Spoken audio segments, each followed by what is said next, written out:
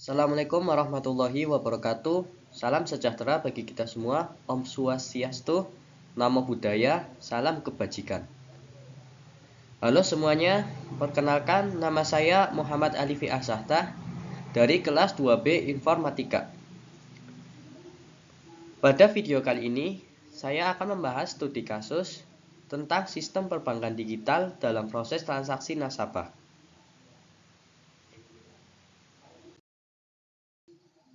Nah, pada slide kedua, kita akan membahas pendahuluan dulu. Apa itu sistem perbankan digital? Sistem perbankan digital adalah layanan perbankan yang berbasis teknologi informasi yang memungkinkan nasabah melakukan transaksi keuangan secara elektronik tanpa harus mengunjungi kantor bank. Menurut Peraturan Otoritas Jasa Keuangan atau bisa disingkat dengan OJK nomor 12 PJOJK.03/2018, layanan perbankan digital adalah layanan yang memungkinkan nasabah untuk memperoleh informasi, melakukan komunikasi, dan melakukan transaksi perbankan secara elektronik dengan mengoptimalkan fungsi dasar nasabah. Tujuannya adalah menyediakan pelayanan perbankan yang lebih cepat, mudah, sesuai kebutuhan nasabah, mandiri, serta aman. Perbankan digital menawarkan berbagai manfaat, termasuk aksesibilitas layanan selama 24 jam, pengurangan biaya administrasi, dan kemampuan bagi nasabah untuk mengontrol transaksi finansial mereka secara mandiri sesuai kebutuhan. Namun, tantangan seperti keamanan data dan perlindungan terhadap kejahatan cyber tetap menjadi perhatian utama dalam implementasi sistem ini. Kita lanjut slide berikutnya.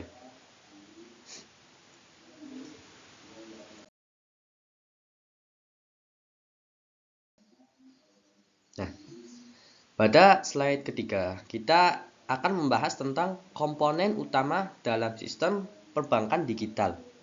Di sini kita dilihatkan ada 6 poin. Yang pertama ada nasabah, aplikasi perbankan digital, bank server, gateway pembayaran, keamanan dan enkripsi, terakhir regulasi dan kepatuhan. Kita akan membahas satu persatu dari poin-poin tersebut. Yang pertama ada nasabah. Dalam sistem perbankan digital, nasabah merupakan komponen utama yang berperan sebagai pengguna layanan perbankan yang disediakan melalui platform digital. Mereka memanfaatkan teknologi informasi untuk mengakses dan mengelola layanan perbankan secara mandiri, tanpa perlu mengunjungi kantor bank secara fisik. Layanan ini mencakup berbagai aktivitas, seperti pembukaan rekening, transfer dana, pembayaran tagihan, pengajuan pinjaman, investasi, hingga pengelolaan keuangan pribadi.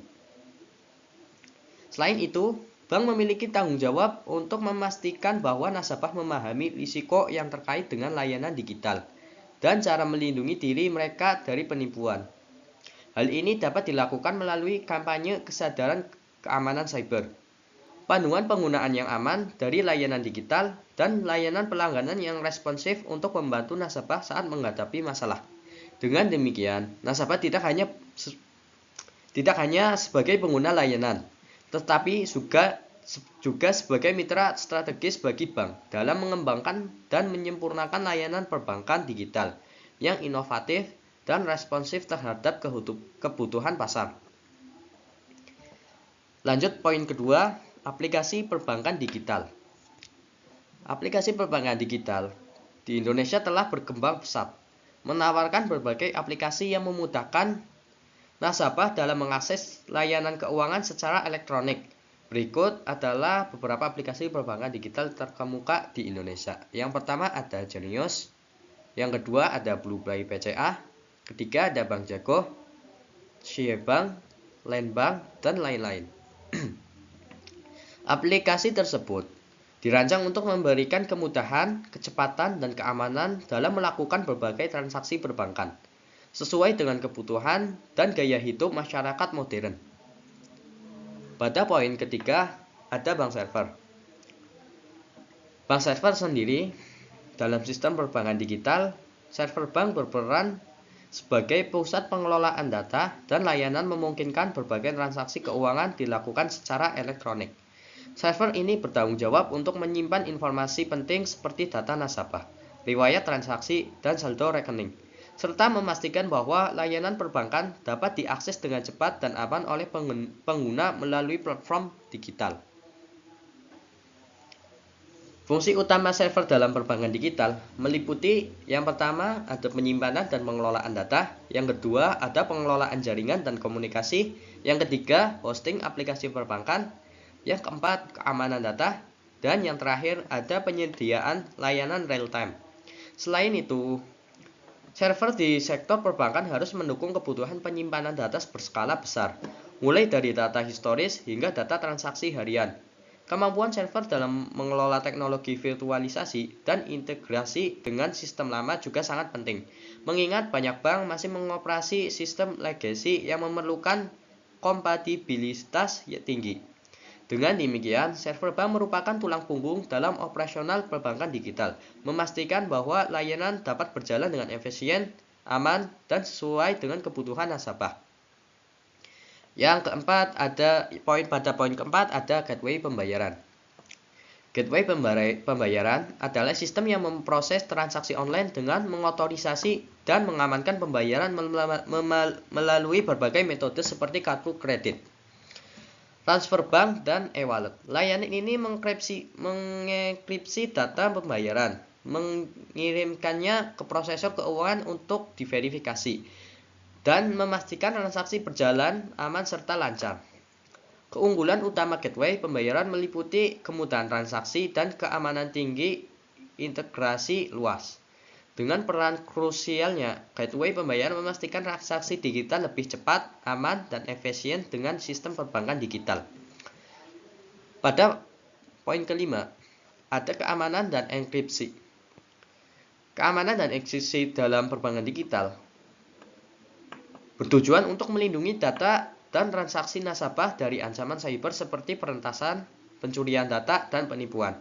Salah satu elemen utama dalam keamanan enkripsi yaitu proses mengubah data menjadi kode rahasia agar hanya pihak yang berwenang dapat mengaksesnya. Teknologinya meliputi enkripsi data, autentikasi ganda atau 2FA. Yang ketiga ada firewall dan intrusion detection system atau bisa disingkat dengan IDS. Yang keempat ada regulasi keamanan. Dengan penerapan keamanan berbasis enkripsi yang kuat, sistem perbankan digital dapat menjaga kepercayaan nasabah dan memastikan transaksi tetap aman dari ancaman cyber. Terakhir, ada regulasi dan kepatuhan. Regulasi dan kepatuhan dalam perbankan digital bertujuan untuk memastikan keamanan transaksi, perlindungan data nasabah, dan mencegah kejahatan keuangan seperti pencucian uang serta penipuan cyber. Bank dan penyediaan layanan keuangan digital wajib mengikuti standar yang ditetapkan oleh otoritas keuangan.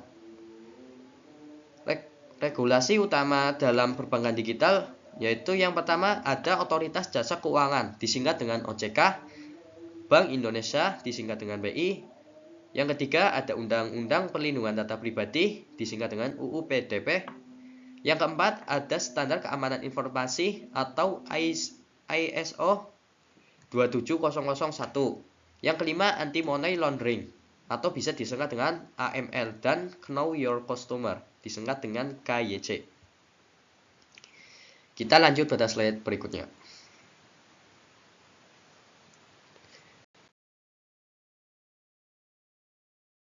Nah, pada slide ketiga kita akan membahas tentang proses transaksi perbankan digital.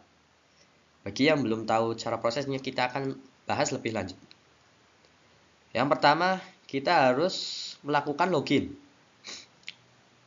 Nah, agar nasabah bisa membuka aplikasi perbankan digital dan memasukkan username dan password untuk menggunakan biometrik, sidik jari atau Face ID untuk masuk ke akun. Yang kedua, ada autentikasi. Sistem melakukan verifikasi tambahan dengan mengirim OTP atau bisa diperoleh dengan on-time password ke SMS atau email atau menggunakan metode keamanan lain seperti PIN atau autentikasi dua faktor. Langkah ketiga ada pemilihan transaksi. Setelah berhasil masuk, nasabah memilih jenis transaksi seperti transfer dana, pembayaran tagihan, top up e-wallet, atau pembelian produk keuangan. Langkah keempat, ada validasi dan enkripsi. Nasabah memasukkan detail transaksi seperti nomor rekening tujuan dan jumlah uang. Sistem memvalidasi data untuk memastikan informasi benar dan saldo mencukupi. Data transaksi dienkripsi menggunakan SSL atau TLS agar tetap aman selama proses pengiriman. Lanjut langkah kelima, proses di bank server. Di bank server memproses permintaan transaksi, mengecek saldo, status rekening tujuan, dan memastikan tidak ada aktivitas mencurigakan. Jika semua valid, sistem meneruskan transaksi melalui jaringan pembayaran. Lanjut ke proses ke-6. Setelah transaksi berhasil, sistem menampilkan notifikasi konfirmasi di aplikasi. Nasabah bisa melihat nomor referensi sebagai bukti transaksi yang sah. Langkah ke-7 atau yang terakhir, notifikasi ke nasabah. Nasabah menerima notifikasi melalui SMS, email, atau push notification di aplikasi sebagai bukti transaksi berhasil. Transaksi juga langsung tercatat dalam riwayat rekening untuk keperluan pencatatan dan verifikasi. Dengan demikian, proses ini transaksi perbankan digital berjalan cepat, aman, dan efisien dengan perlindungan berlapis untuk menjaga keamanan data nasabah. Lanjut ke slide berikutnya.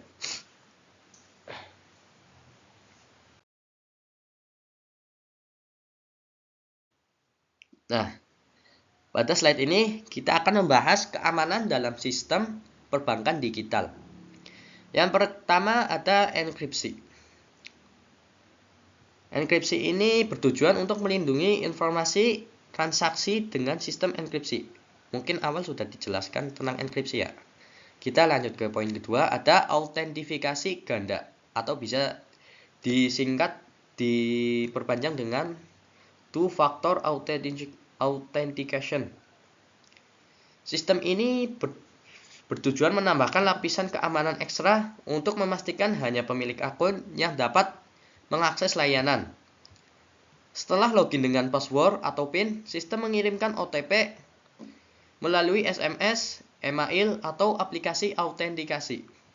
Bisa juga menggunakan biometrik sebagai faktor tambahan agar lebih aman. Lanjut, poin ketiga ada firewall dan intrusion detection system atau bisa disingkat dengan IDS. Pada yang pertama, firewall ini bertujuan untuk menyaring lalu lintas data yang masuk dan keluar untuk mencegah akses tidak sah. Yang kedua ada intrusion detection system atau bisa disingkat dengan IDS. Sistem ini bertujuan mendeteksi aktivitas mencurigakan seperti upaya peretasan dan memberikan peringatan sebelum terjadi ancaman lebih lanjut. Lebih singkatnya, sistem ini bertujuan untuk mencegah serangan cyber terhadap server bank. Yang terakhir ada regulasi keamanan. Regulasi keamanan sistem regulasi ini bertujuan untuk mematuhi standar keamanan seperti PCI DSS dan ISO 27001. ISO 27001.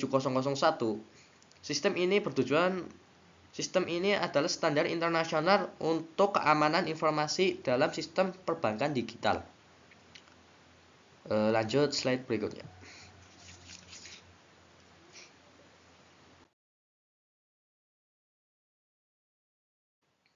Nah, slide ini kita membahas tentang kesimpulan.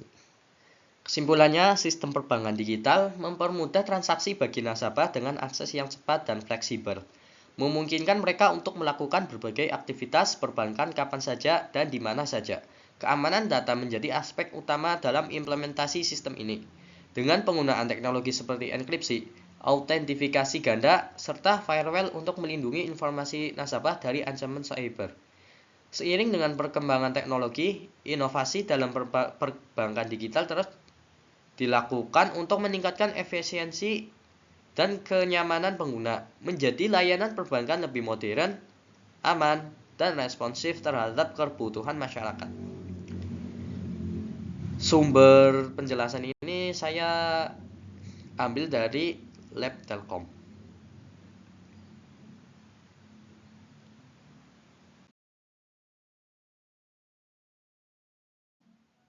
Itu saja pembahasan yang saya bahas. Terima kasih, kurang lebihnya mohon maaf. Wassalamualaikum warahmatullahi wabarakatuh.